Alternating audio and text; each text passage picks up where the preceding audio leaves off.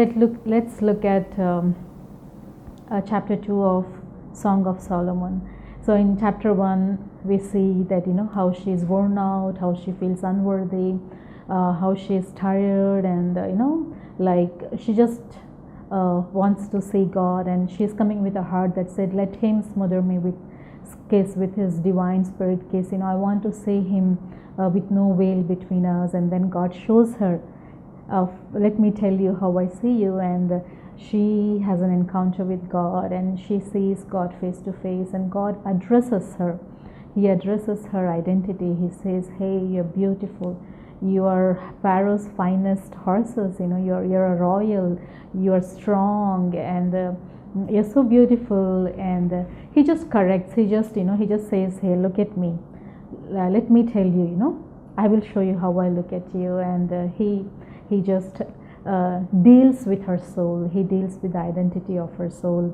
And in chapter 2, this is how it starts. Like now she has an encounter with God, the Shulamite woman, with the shepherd king in the chapter, and she sings this. In chapter 2, verse 1 from Passion Translation, she says, "I am truly His rose, the very theme of His song.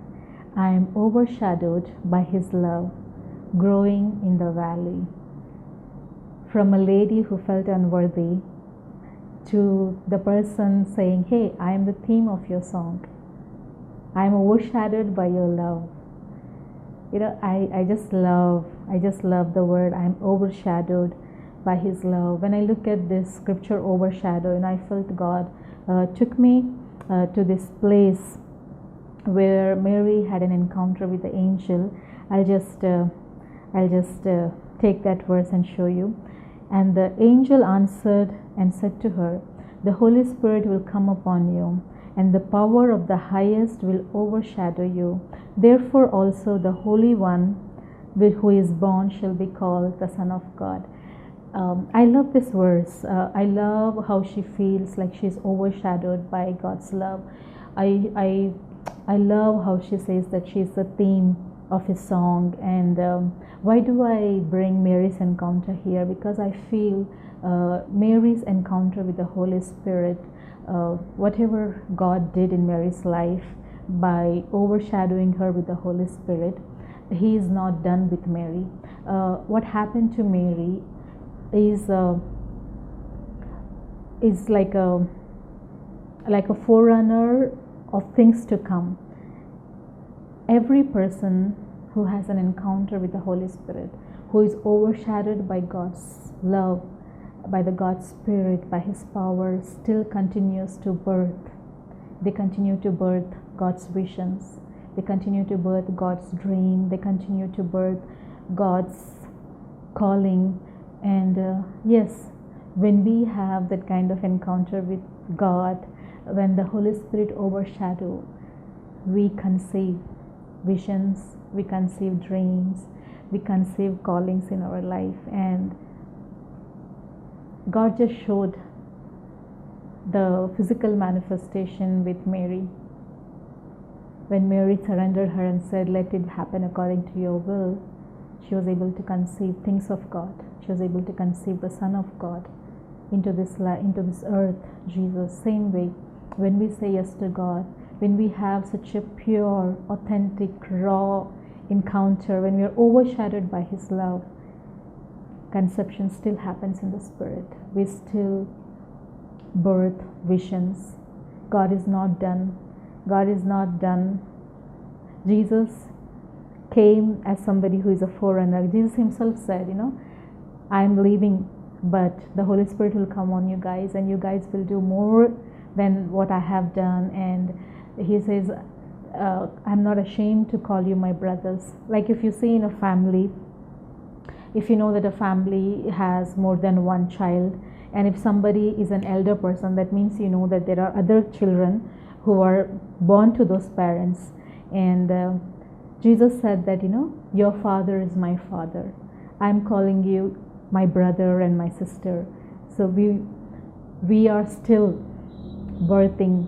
We are still here on a mandate, just like Jesus, like how He came on this earth and how he reflected the glorious life empowered by the Holy Spirit. He gave us what it looks like for a man who is walking in the Spirit, for a man who is in union with his Father, with his Heavenly Father, and who is empowered by the Holy Spirit. How authentically a man can live. What was God's authentic design? Like he came to show, this is how God wanted to create us. And God just came to show us what was in God's heart when he created man. And also as an example that how much he loves us, as a demonstration his love for us. And I believe this is very powerful when she really has an encounter with God, and when she really realizes, Shulamite woman, that I am the very theme of your song and I am overshadowed by your love. And when this authentic encounter happens, I believe that we will birth visions, dreams and callings, and we will do mighty exploits for God. And if we go to Song of Solomon 6, chapter 2 and verse 6, it says like this. She is still embraced by God's love, and she expresses and she says, his left hand cradles my head, while his right hand holds me close. I am at rest in his love. So when she comes to the Shepherd King in chapter 1, she is restless. But now when God shows her, when he shows her how his lens, when he gives her his way of saying a thing, his opinion of how he looks at her, and when she finally embraces his love, she says, I'm at rest in his love. That's what God does to our soul. He puts our aching soul, he puts our troubled soul, he puts our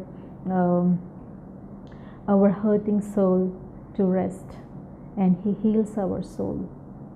All the sleeplessness, he gives us good rest, and that rest is found in his embrace, that rest is found in his love.